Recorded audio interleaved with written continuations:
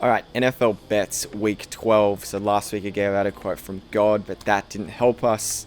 So I had to go back to the drawing board and just really try and start again from square one. And I think I've found the root of the problem, which I'll speak about before this week's picks.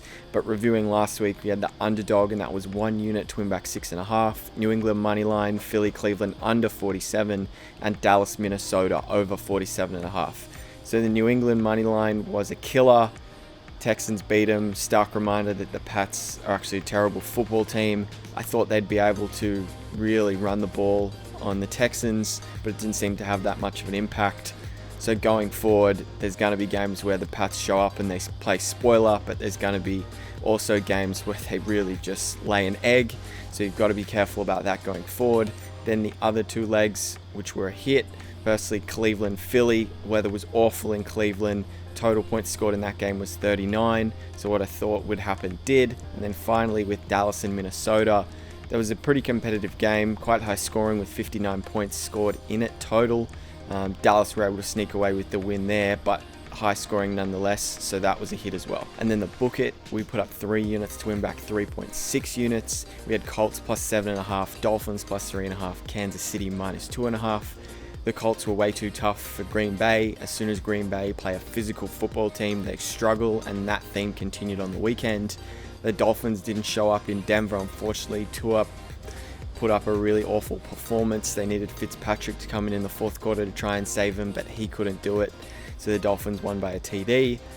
Then Kansas City were able to get it done in Vegas in a shootout.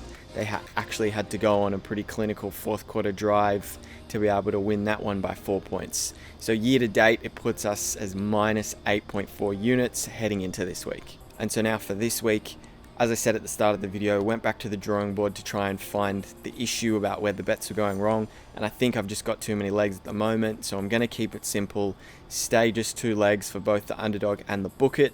Last week was a prime example of where it was just brutal to get 2 out of 3 right and then have the one that just killed it for both. So we're keeping it simple, going 2 legs for the foreseeable future. So first, the underdog, we're putting up 1 unit to win back 4.1. It's Tennessee money line, and then we're going Chargers Buffalo over 53.5 points. So the Titans, they're injury riddled. They don't play great defense. Many people, including me, weren't believers as of last week, but they went into Baltimore, they got it done. And it reminded me that they play a really great underdog. They love it when nobody believes in them. You can go back to the playoffs last year where they beat the Baltimore Ravens as well, and they knocked out the New England Patriots. So I'm taking the Tennessee Titans here based on the nobody believes in us factor. Then Chargers Buffalo over 53.5.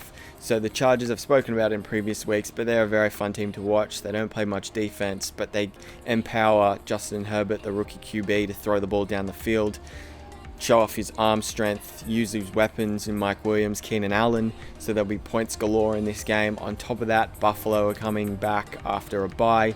The 2 previous weeks, they had scored 44 points at home against Seattle and 31 points, or 30 points at least, on the road at Arizona, where they lost in that Hail Mary.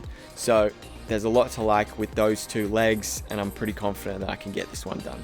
And then the book it, we're putting up 4 units to win back 3.5 units. So it's a 2-legger again. Cleveland moneyline, Miami moneyline. So Cleveland playing Jacksonville. They'll definitely be able to run the ball on the Jags. They'll probably outcoach them. There's a high chance they'll get a special teams or defensive touchdown. And I think they'll play solid defense. They won't make as many mistakes, and they'll leave Jacksonville with a W. Then Miami. So they obviously played really poor in Denver. They'll want to have a bounce back week. It's an important couple of weeks for them because they play the Jets this week, who are awful, and then they play the Bengals next week. Obviously no Joe Burrow, so that's a very different Bengals team. It's a great opportunity for Miami to pick up a couple of wins because they face Kansas City the week after, and so it's especially important considering the playoff race for them. So I really like Miami to bounce back this week and to get it done.